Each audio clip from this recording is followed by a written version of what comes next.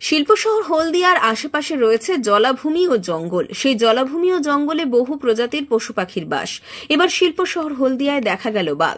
শোরগোল পড়ে যায় হলদিয়া জুড়ে। হলদিয়া সিটি সেন্টারের সন্নিকটে গোকুল ভোজ্য তেলের কারখানার প্রাচীরে লোহার তারের জালে আটকে যায় একটি প্রাণী, যাকে দেখতে হুবহু বাঘের মতো, গর্জন করতে থাকে বাঘের মতো। শ্রমিক ও পথচলতি মানুষ দেখে প্রথমে ভয় পান, পরে পশুটির পরিচয় জানতে পেরে তারা শান্ত হন। বুধবার দুপুরে সোমনাথ দাস নামের এক শ্রমিক প্রথমে পশ্চিমবঙ্গ বিজ্ঞান মঞ্চের সুতাহাটা হলদিয়া বিজ্ঞান কেন্দ্রের বিজ্ঞানকর্মী তথা শিক্ষক অনুপ কুমার পাজা ও স্নেকম্যান তথা প্রাণীবন্ধু নকুল চন্দ্র ঘাটিকে বিষয়টি জানান।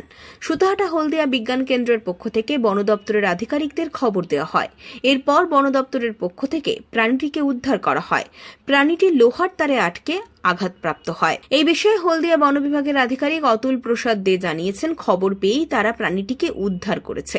স্থানীয়রা বাঘ ভেবে সেটিকে ভয় পেয়েছিল, আসলে প্রাণীটি বাঘরোল।